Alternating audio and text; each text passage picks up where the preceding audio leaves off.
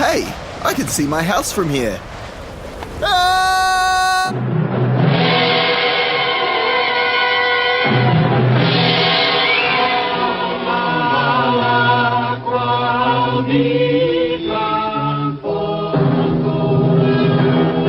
What a predicament. Oh, hey, didn't see you there. Welcome to What a Predicament, a podcast that probes the predicaments of the modern day and age. You've caught me at a bit of an inopportune moment. I'm flying through the air after being propelled skywards by an explosion. And while I survived the blast okay, I'm currently speeding towards the ground about to crash land and turn the footpath into a Jackson Pollock knockoff. What a legacy. I'll have art collectors gathering around my remains and discussing the bold use of red. Is it Banksy, they'll hope? It does raise the question, what's up with all that abstract modern art? I get why the Sistine Chapel is an incredible creation, but then someone comes along and puts a monochromatic square on a canvas, and it gets touted around the world's top galleries. I couldn't put it better than former US President Harry S. Truman, who said, "If that's art, I'm a In hindsight, maybe I could have put it better. Truman chucked in the word Dutch for stuttering, which was a slur referring to the Khoikhoi people of Africa's use of tongue clicks in their spoken language. As far as presidential quotes go, it makes Trump's "despite the negative press covfefe" look like Lincoln's "nearly all men can stand adversity, but if you want to test a man's character, give him power." But you get his point. It's easy to see some of the more abstract stuff in the art world and think, that's not art. But some people say it is. And I don't want to make the mistake of assuming that just because I'm not well informed about something, that it's wrong or without value. Take a guy like Kazimir Malevich, who in 1915 unveiled Black Square, a painting of a black square. He called his movement suprematism, and 100 years later its impact is still felt. Now, while some people say my podcast is a masterpiece and that I'm a podcasting virtuoso, Michelangelo with a microphone, my medium doesn't lend me any insight to the world of painting, so I sought to enlist the help of someone who is a little more well-versed than I to ask, what's the big idea? Peter Stupples is the senior lecturer of art history and theory at Otago Polytechnic and hosted Suprematism in the Antipodes at CPIT, a presentation on the far-out ideas of Malevich, so he might be just the guy to explain how putting a solid black shape on a white background could make waves in the international art community that continue to lap the shores of 2017. Well, I thought trying to describe Malevich to the masses is just the kind of impossible task that'll probably be met with disdain that he would have been proud of. No, I don't think he would have. No, he wasn't that sort of guy. Well, could you briefly talk, for people who've never heard the name before, about who he was and some of what he was trying to do with the work he's best known for? Yeah, well, of course, he was a complicated guy in that he was brought up in a Polish-speaking family, a Catholic Polish-speaking family in Kiev, which was the capital of the Ukraine. So these days, Ukrainians claim him as their own, and Poles claim him as their own. But in fact, he did all his writing in Russian, and all of his adult life and work as an artist was done in Russia. So for that reason, he himself has no view about nationality. He's not proud to be Russian, not proud to be Ukrainian, just proud to be a human being, which is really what his art is about. It's about using the human mind without restrictions of something which you've been brought up with. So without being labelled something like Russian or labelled by anything like being a cubist, you label yourself what you want to label yourself as, which in his case was suprematist, just because that's different from all the rest. It's claiming your own individuality, your own that you are as valuable as anybody else, and anybody else is as valuable as you are. So he was extraordinarily democratic. Which I can imagine in Soviet Russia, that was probably not the most popular idea to be throwing around. And that's absolutely right, yep, but he didn't stop him ever throwing it around, despite the fact that he was arrested, I think, in total 3 or 4 times, and interrogated on 2 of those occasions. When I say interrogated, that is, I think the interrogator had a worse time of it than Malevich did, in that Malevich would try to explain to him, the interrogator, his point of view, his philosophy of life. So the interrogator, in the end, gave up on both occasions, and he was released with a great sense of great relief, I think, by the interrogators, that they'd never met anybody quite like this, who didn't take no for an answer and wouldn't sign anything to which he didn't hold true. So, he was a singular person. Nevertheless, the experience he had, I think, in the Soviet period was so debilitating for him that he did become a cancer victim and died of cancer at the age of 57, having been a very vigorous man for the rest of his life. So, he was a victim, I think, as well as being a hero. At his funeral in 1935, which was the year when Stalin started to really crack down and send millions to the Gulag, Malevich's funeral was, there were 1,000 or so people there.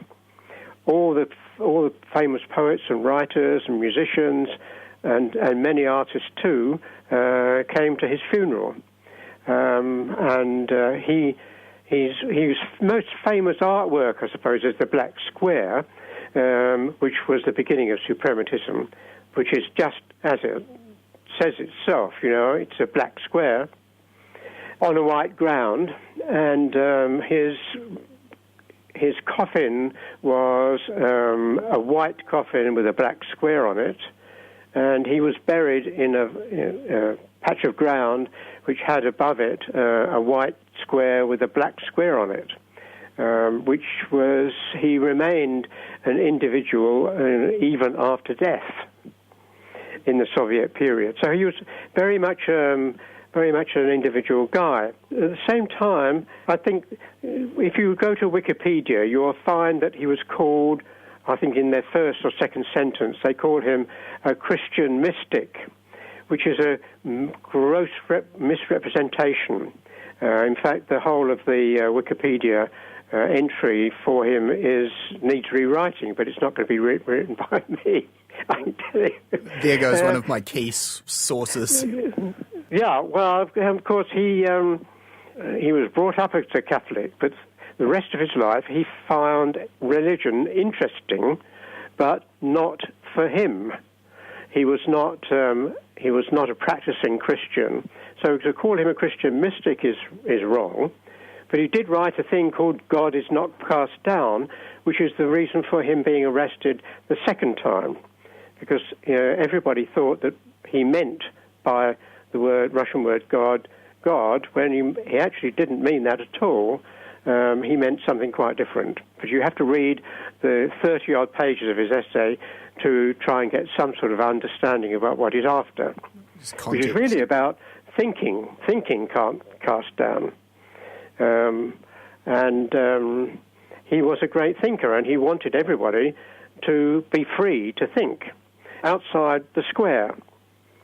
So when he ran his school in 1919, where he ran his school in this provincial town, which was a predominantly Jewish town, all of his students were aged between 15 and 20, and most of them were Jews, and they all thought that he was great because he was actually trying to teach them for the first time to think outside the square, particularly his own black square, as it were, which was the beginning, and then you start thinking from there onwards. You clear the ground, get rid of everything, right?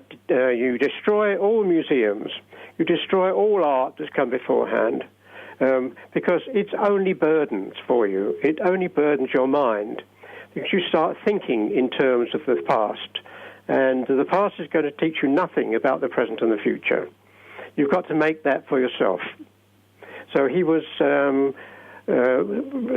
Soviet people who actually began to sort of keep the museums and keep the art of the past, and they also had their own sort of religion, with Marx and Engels.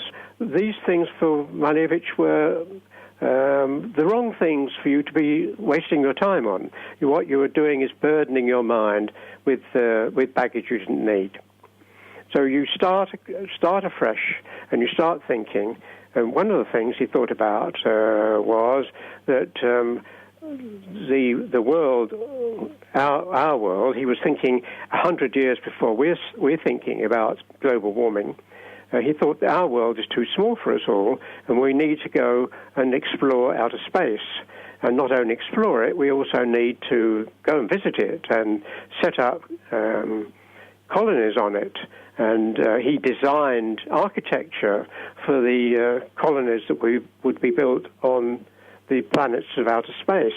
And also jet propulsion was one of the things which he was very interested in. And some of his students were interested in that too, and they corresponded with the scientist Tsiolkovsky, who was the pioneer of rocket fuel technology in Russia, which, of course, in the 1960s led to Russia being able to 1950s, Russia being able to send off rockets into outer space. So he was that sort of guy. Yeah. You mentioned that he had quite a decent turnout at his funeral. So Yep. was he someone that was quite celebrated in his time, or was he always on the fringe? Well, both, I think.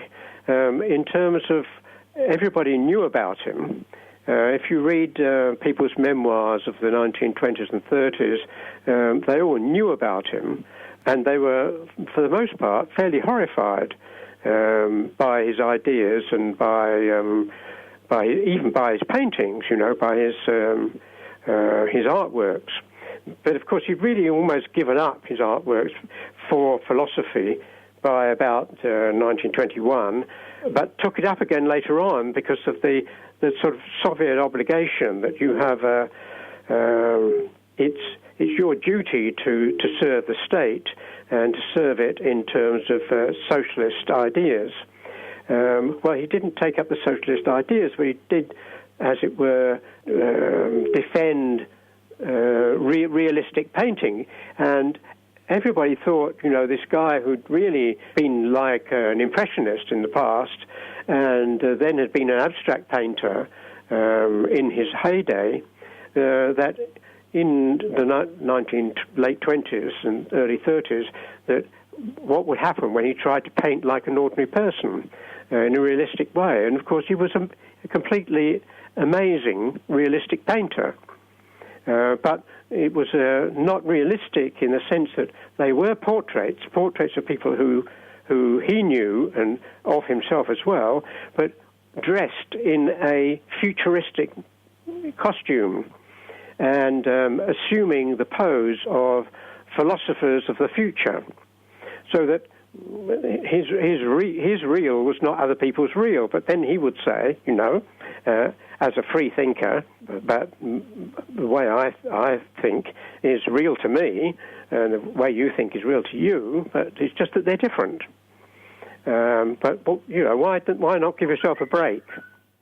And to take it back to, you mentioned probably his most famous work was Black Square. Yep. What were the things that characterised the works of those periods, just for people who've never seen them? It's strong. Well, Black Square, Red Square, Black Circle.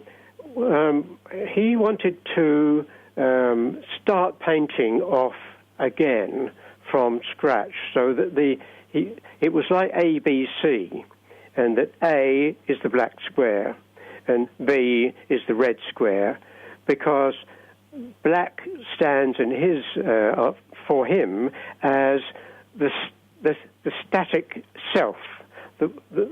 Me sitting here in the chair talking to you on the telephone, I am my black square. But if I start, and my voice is energy, my voice is the red square, right? Red is energy, black is solidity, staticness. And it's the thing which drives the universe is energy. And his God, when God is not cast down, is energy. And of course, with our understanding of physics in the 21st century, and I do a lot of work here with art and science, energy is the driving force of the universe. Malevich was right. He was no scientist, but he'd read Einstein and was interested in Einstein, but he was not a sort of what I would call a learned person, and he certainly hadn't been out studying science, but he picked up this and that, but threw them all aside. If I'm going to be free in my mind, I don't want all the crap from the history of science either. Let's start thinking about it again. So how did it get to the stage where he could exhibit Black Square?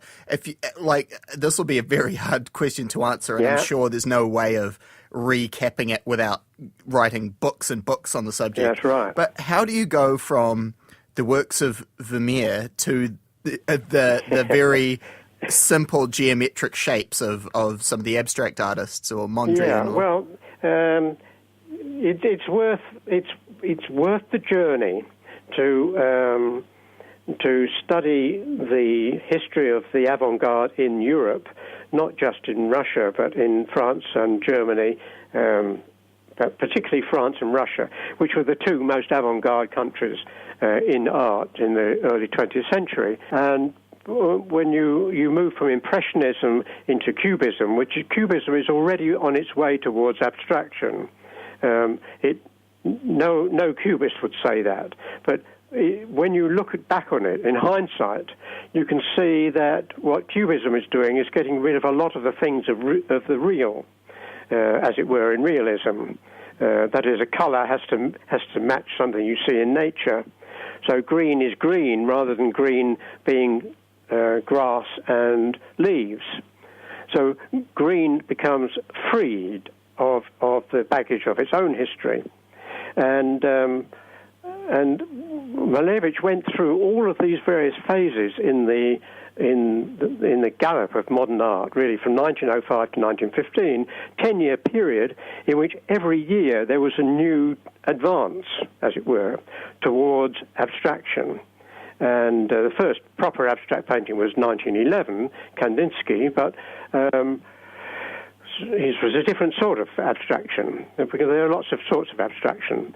But Malevich went through all of these stages and reached what he thought was a crucial point for him, which is in 1915, when he abandoned all the other forms of modernism even. Modernism was too old for him, too much of a history. You need something completely new. And he actually saw one of his own drawings, a drawing he'd made for a ridiculous opera which he'd been involved with, an avant-garde opera. And when he saw this drawing of his, he could see that he'd made a square in charcoal and filled in one half black and the other white. And he thought, this looks as if it's the moon rising in the night sky. But supposing we eliminate the moon, what have we got left? We've just got blackness. And what does blackness seem to represent? And it represents nothing but something static. There's no energy to the colour black, if black is really a colour. And why shouldn't it be? So he started off like that, and he hid himself away for about 9 months, I suppose. It's a normal gestation period in his studio, and worked at suprematism, including the Black Square. But remember, or not remember, but think that if the Black Square is a painting, then it doesn't really matter how many black squares you have. When he exhibited the Black Square and others in 1915, on the wall were more than one black square, because it really isn't about your expertise, it's your thinking, it's your mind, which is more important than anything else. Got it? I think we've got to the bottom of it. We figured it out. In a like quite a broad sense. I was recently in the Art Gallery of New South Wales, and I took a guided tour of their contemporary works, and I noticed how when the guide was explaining what the artist was trying to do with some of these pieces, it seemed like there was quite a punk rock almost ethos in terms of a middle finger to the what's gone before and the establishment and a subversion, things that, like he talked about how the standard, if you wanted anything exhibited in Paris, you had to have the classic gold frame, and people started doing stuff with no frame, or that the paintings made reference to having a gold frame, but it was tongue-in-cheek, and they blew outside of the frame. And is that sort of attitude quite a prominent part of modern and contemporary art? Yep. I don't know about that. Not completely. I mean, certainly many of them were. And, of course, Malevich never framed any of his paintings. They're not framed. And some of the others, like Kandinsky, for example, painted all over the frames and continued to paint, from the frame down onto the chair where he was working. So that these were not, as it were, pointing the finger at society, but certainly at everybody's conception about what art was. So they would make art different because you don't know what art is. Art is what is just what happens, really, including what you might do. And then when you've done it, that's done that. And so you've got to do something different if you're going to continue the march of progress of art, if there is such a thing as that. And, of course, these days we don't believe in that anymore, modernism instead. But modernism, when it was alive, did believe in all that. What was the most controversial work that came out of that period? I imagine Malevich was up there, but is there a single work that just shocked people? Well, Picasso, of course, is very much part of all of that as well. Picasso, on the contrary, Malevich was a thinker. Picasso's not a thinker. Picasso was a doer. So Picasso made things, but he didn't think about what he was making. So when somebody came along and said, "Oh, this is Cubism," Picasso immediately walked away and said, "Oh, that's the last thing I'm going to do like that. If you're going to call it Cubism, then I don't want anything to do with an idea. I'm just going to go and make something else." So it was other people who labeled things like Cubism because they wanted to know, as we do, what is it? People come into, if you go to an art gallery and somebody, and they think you know something about art, and they come up to you and tell us what this means. And of course, that is the most meaningless question to ask, really, because you really have to say, what does it mean to you? You don't want to ask what it means to me. You want to mean, what does it mean to you? Yeah, it's the great existential question. I mean, that's you can right. Ask that about anything. What does it mean? And there isn't. Well, what does it mean to you? You have to say, you put the question back, because what it means to you is what it means, not what it means to me, for you. You see what I mean? I think so. How far have you seen some of these ideas taken? Has an artist ever tried to exhibit like a blank canvas? Or I heard about someone who'd put a solid block of marble that was exhibited and, to say, whereas Michelangelo would have chipped away at this to reveal the statue within, we're just going to show the actual thing, and I guess it's a message about potential or imagination or something. Has it been taken too far? Well, it's taken as far as anybody wants, I suppose, by everybody. I don't think anybody can go any further than everything that's already been done, like 8 or 10 bricks on the floor, or an exhibition of yourself, cutting yourself, for example, which one woman artist does as a sort of performance piece. So she's constantly mopping up her own blood. Sure, artists do anything, really.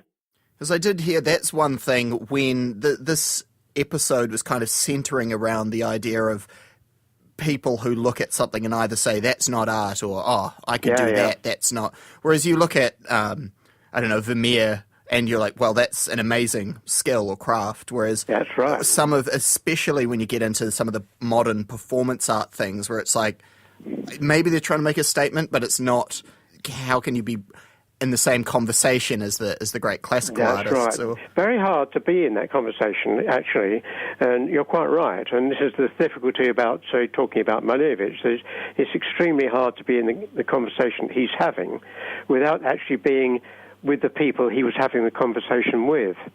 You know, you need to be that 100 years ago with the people he was working with and writing to. He was writing constantly, and his ideas were debated in public debates, you know, in Russia at the time, before 1917, where people would, and the whole would be full of people. Russia's a different place, you see, to the rest of the world in this respect, or it was, in that people used to take these things seriously, or sort of mock seriously. It's always hard to say if are people taking the piss or not in these circumstances. Russians were both, they were and they weren't. They were as serious as anybody could be serious, but they were also taking the piss out of anything that pretended to be serious. So what would your advice or message be for people of who aren't really in the art world that want to either understand modern art, and by that I mean the very broad sense of stuff that isn't classical painting? What's a way of interpreting things, or is there a question you could ask yourself to make sense of things? First of all, don't try and understand it. Don't try and understand it. Stand in front of it, whatever it might be, and look at it and think what it's doing in your mind. What do you make of it? Is this a landscape? If it is it something which you respond to? Is it skillful? Do you respond to skill? Is it amusing? Is it your sense of humour? How do you find it? I would think that's the best thing I would ever ask for anybody who goes to an art gallery, that they should ask themselves the questions rather than look on the wall. You know, people go to an art gallery, stand in front of a painting, look immediately at the piece of the few words which are on the left-hand side, read the words, and then walk away without actually having looked at the art. Look at the art. And people have put it there. They've made it, and they have something behind it. We don't need to know what they think it is, the artists themselves. What you have to do is to try and understand what it might do for you. So is there any final message or anything else you wanted to add on about anything we've talked about? I don't know if we covered everything. One thing is, don't take it too seriously. That's the other one. Malevich was a great... he had an enormous sense of humour. And when you read things which have been translated from him, the humour is wrung out of it by bad translation. And he has got his tongue in his cheek the whole time, but it's a serious tongue in a serious cheek. Don't take it too seriously, but on the other hand, take it seriously. I like that. That's brilliant. Cool. Well, thank you very much. Okay, Alex. Cheers. Peter Stupples and I are not the first people to crack abstract art. This is going to sound nuts, but it's true. If you cast your mind back to the mid-20th century, there was a whole thing between the capitalists and the communists. The United States of America's Central Intelligence Agency had quite the challenge combating the commie spread. That is, the proliferation of Marxism, not a delicious sandwich filling designed for sharing. A lot of the CIA's tactics have been well documented, but one lesser-known weapon they wielded in the war against the Red Menace was abstract art itself. And believe it or not, it worked well. The CIA set up the Congress for Cultural Freedom to fund forefront artists like Jackson Pollock, Robert Motherwell, and Willem de Kooning, all guys whose defiantly non-traditional art told the rest of the world that America ain't playing by anyone else's rules. And while some pretty pictures might not seem like the best defense against a murderous regime, modern abstract art became the next big thing, and the socialist style of realism went the way of the Russian Tsars. The big European art shows would favour abstract American art and less of the communists' more classical work. On the global scale, Western capitalism won. It wasn't until 1966 that the New York Times poked around the Congress for Cultural Freedom that was funding all these artists and found out that while they'd try to hide it, it was indeed being propped up by the CIA. An anonymous part of the CIA's art arm is quoted as saying, "I think it was the most important division that the agency had, and I think that it played an enormous role in the Cold War." Not bad for a little black square. As Peter said, a serious tongue and a serious cheek.